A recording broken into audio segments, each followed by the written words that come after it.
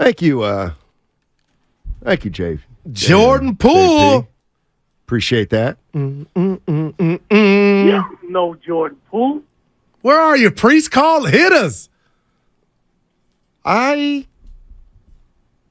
am surprised. There's 2 calls on here, and they want to talk about the fact that Jordan Poole was working out with Steph, Klay, and Seth Curry. Yeah, getting work in. Is there? I mean, I'm not the one. I don't know what it means, if anything. 1, 2, 2. Let's hear what Dawn says in Sunnyvale. Hi, Dawn. Hey. Hey. How are you? I'm good. How are you guys? Good. All right. Oh. Awesome. Hey, no doubt Poole contributed to our championship the season before. No doubt. He was an integral part. But when it comes to Steph and Draymond, those 2 will run into a burning house to save each other, no doubt. So when it's, somebody's got to go, obviously. And if it's Poole or Draymond, it's obviously Poole. I mean, Curry can live with that. Doesn't mean he doesn't like the guy. Doesn't mean he's not going to work out with the guy. I see. There's nothing more to that. Okay. Yeah, it's fair. Right. But you do understand this is where why I get brought defensive. It up. I didn't say there was. No, but a lot of people thought. A lot? No, the streets were saying that Jordan Poole was not like they couldn't stand him. Well, Charles Barkley said this. And I wasn't even talking Jordan about Poole, Chuck. Yeah. Charles Barkley said it shows the Warriors must have hated him. That's what he said. See, and that's that. Again, here I go.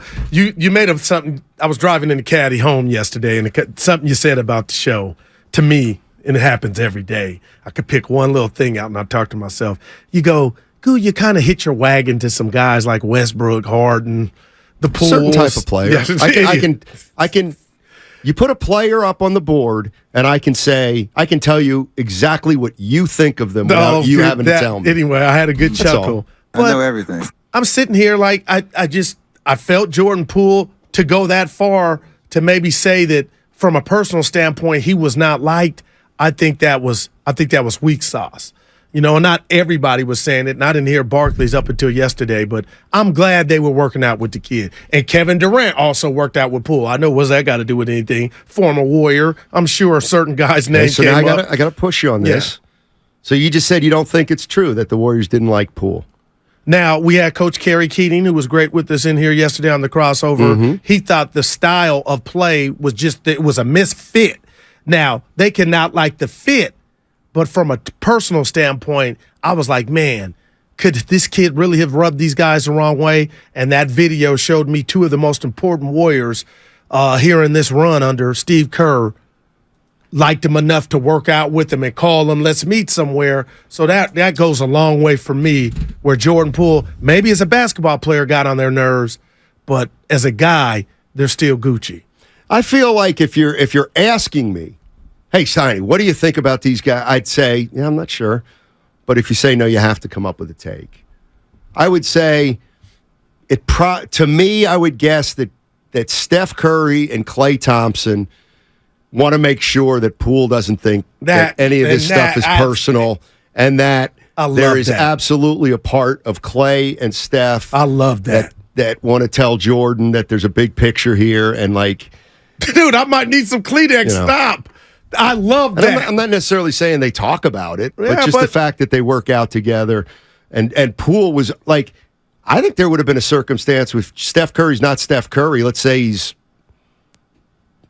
Chris Paul in his prime. I just want to say he's he's another player. Kawhi Leonard. Yeah, it doesn't even matter the name, but like I think there's a chance that it would be somebody other than Curry, and Poole would be like, I don't want to work out with you, man. What?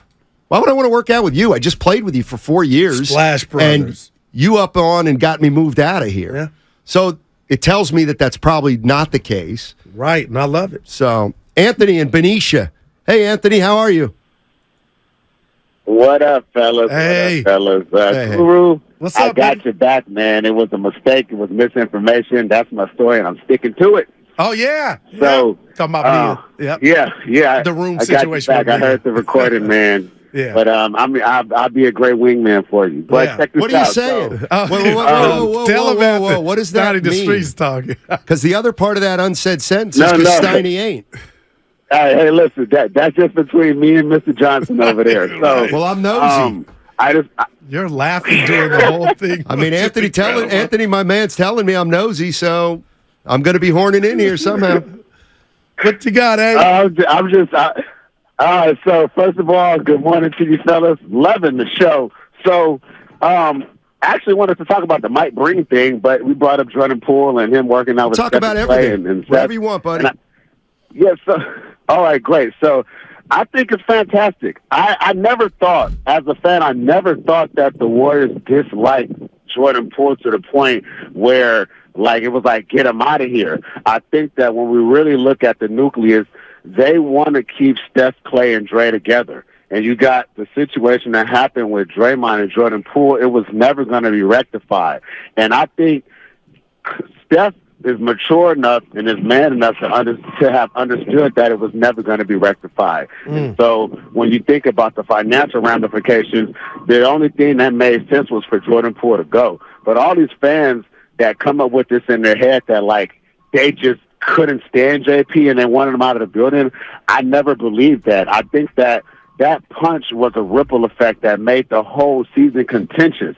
So every little thing that happened was bigger than it needed to be. Okay. I understand that Steph threw his mouthpiece. I understand that Klay showed frustration, but that was always in the moment. I think that they all really did like Jordan Poole, but he got hit by the number 3 player on the team, and it was never going to go. It never was going to go away. And even now, here we are, almost a year, and it still isn't going away. So, as a fan, I don't want to look at it like a somber thing. It was best for everybody, and let's just see what the season holds in his hand. But the Mike Breen situation is interesting because Steiny said that he make about $8 million a year. And if we're being honest, if I make $8 million a year and you tell me that you're getting rid of my 2 partners, I stand with my 2 partners because I know it's $8 million a year. I got paid $8 million a year before, the year $1 million before. So it's like I got enough money to take a year off to find something better. So I hear what you're saying, Guru. I mean, money, make the world go round. Yeah. But there are some of us that still stand on loyalty, and I'm one of those people. All right, that's why I like Anthony, man. Okay, so let me. We got a Willard text too. Let me see if I can find this out. What you got? So Mike Breen, never played pro sports. Bang! Nice little Division III player though, from what I understand. Oh. Yeah, he's a half decent player. He's what Mike Breen's supposed to do. Okay, because they're not going to re-up Mark Jackson. Mark Jackson, by the way, who made $41 million in his playing career and has made more than that announcing.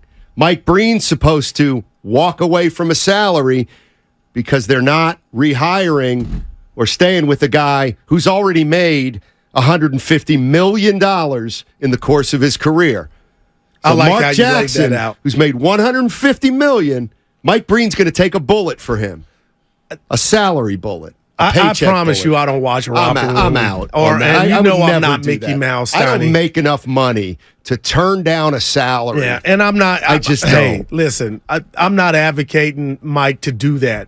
I just live in a world of, I called you nosy. I'm really the nosy one. I will never have the answer to this, but I would hope that he went in like, what the hell? I love Doris. I love Doc Rivers, but this is my guy. What are you doing? And that very well may have happened.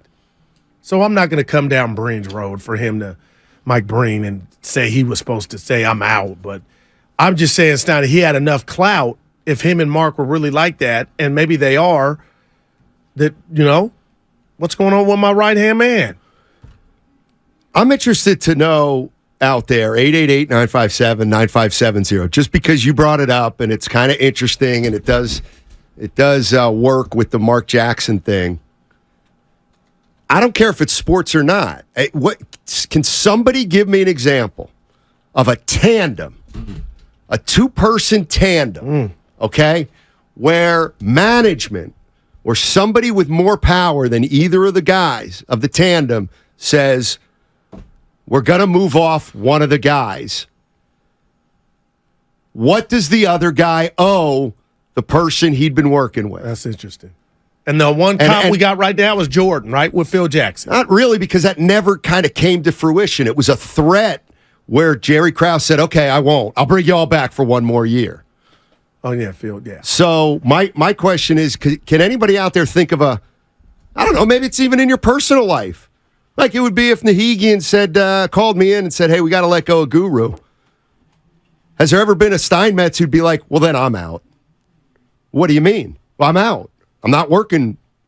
I'm not going to show up without Guru. I got to be careful here. I don't know. I know one in the business at this station under former management. I think I could say it. Go ahead. The streets say Haberman and Middlecoff jumped off like that. I'm just saying. And every time I see guys' name and I see him on IG, I do think that's a real one if it went down like that. But that's what the streets say. Well, we don't know how much was in Guy Haberman's bank account. But I went there, Steiny. That's like, I'm not nervous, Lewis Robertson. Why would you say that? Luis from First NorCal YouTube Credit Union. I'm just, and listen, if you can do it, I mean, believe me, if I had $19 million in the bank and Nahigian goes, we're moving off Guru, I'd say night-night. But probably I would have moved off Guru before with $19 million in the bank.